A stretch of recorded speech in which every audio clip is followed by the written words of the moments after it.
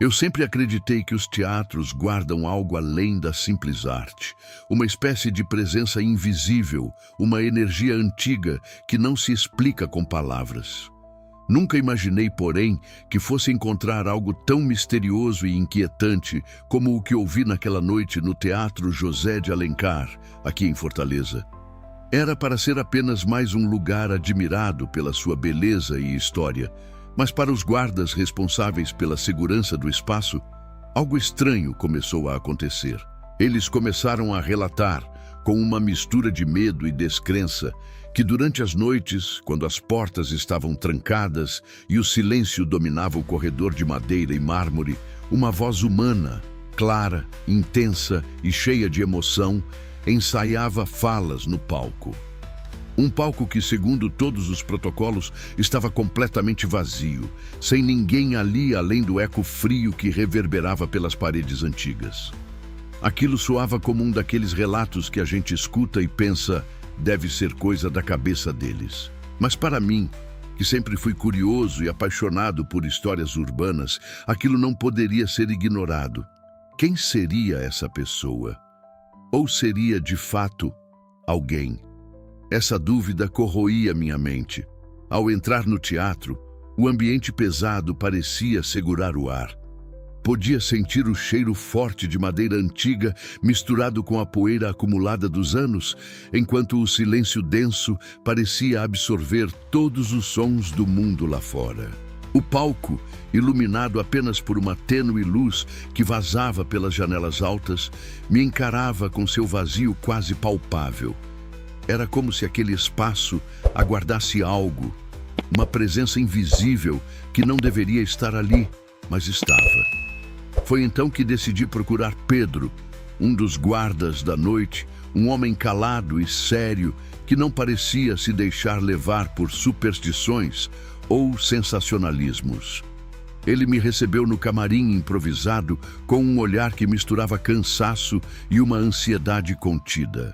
O que ele me contou mudou completamente a minha maneira de ver aquele teatro, fazendo-me perceber que o Teatro José de Alencar não é apenas um patrimônio histórico.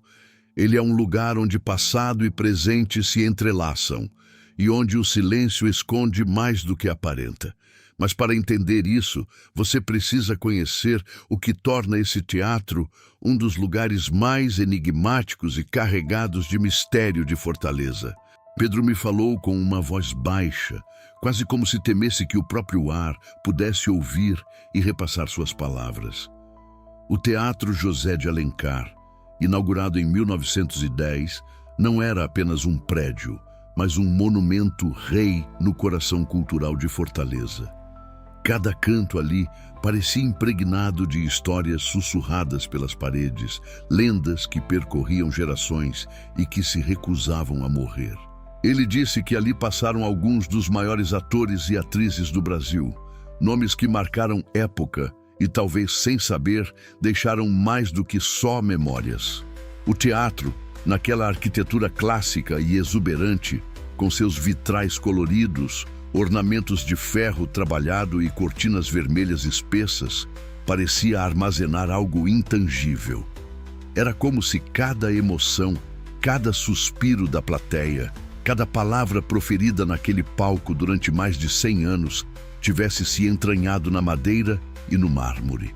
Pedro descreveu as noites solitárias em que os passos dos guardas ecoam pelos corredores largos, iluminados apenas por lâmpadas amarelas que lançam sombras longas e inquietantes. Nessas horas, o que eles fazem vai além da simples ronda pela segurança física do teatro. Eles escutam coisas que nenhum visitante comum jamais veria e que a razão custa a aceitar. Nas últimas semanas, contou Pedro com um olhar tenso e sério, uma voz clara começou a se destacar em meio ao silêncio. Uma voz humana, estranhamente real e cheia de nuances, ensaiando falas complexas no meio do palco vazio, como se alguém estivesse preparando um monólogo intenso, fechando suas aprensas nas paredes do Teatro Centenário. Mas o mais perturbador era que, apesar do som inconfundível, ninguém jamais viu quem falava. Foi nesse instante que a linha tênue entre espírito e realidade me pareceu se desfazer, quase como névoa pela manhã, deixando uma dúvida inquietante.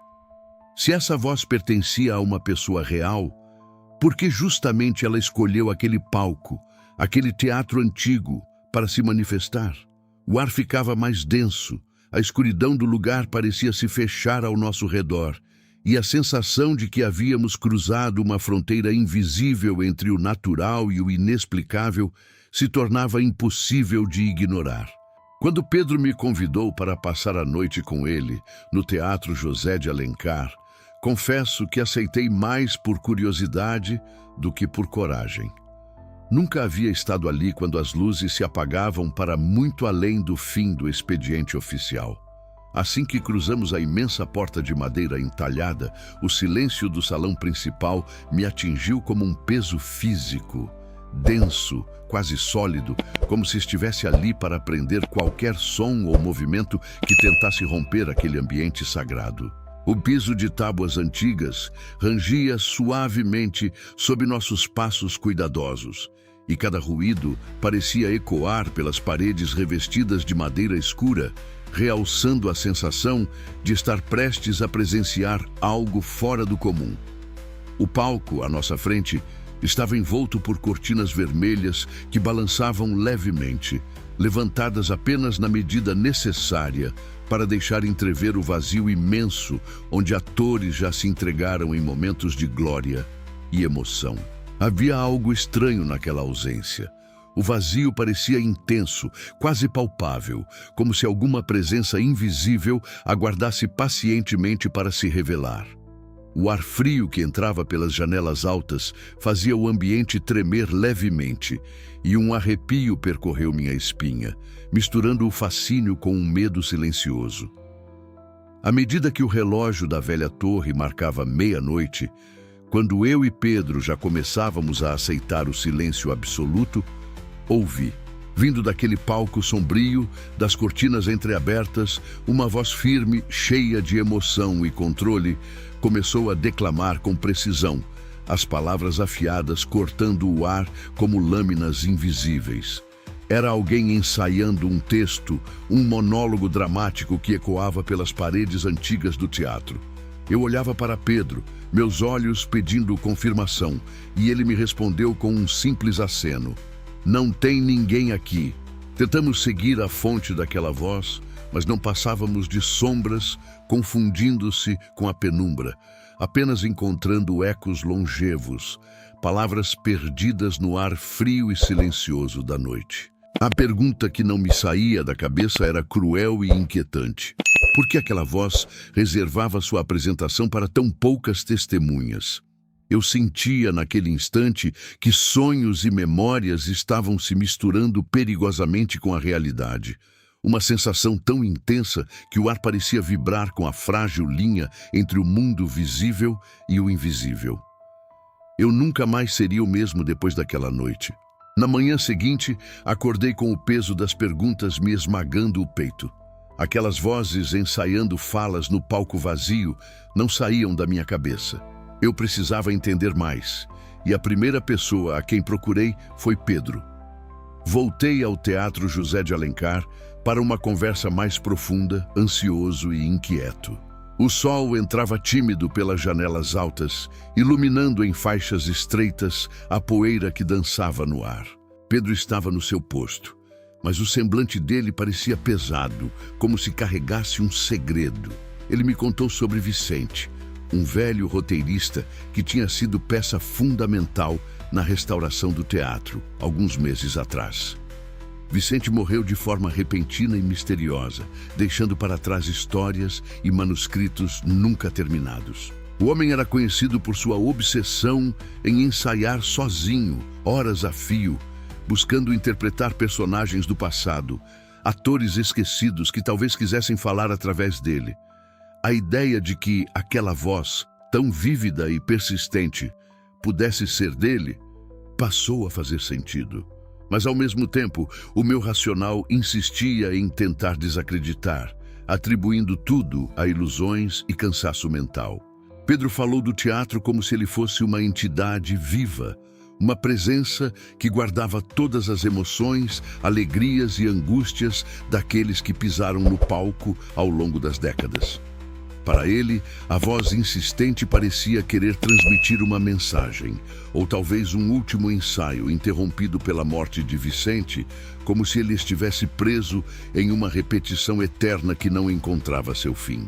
Mas o que mais nos inquietava era o fato de que a voz não era apenas uma curiosidade distante. O ar ao nosso redor parecia tangivelmente diferente quando ela surgia. Um arrepio gelado corria pela espinha.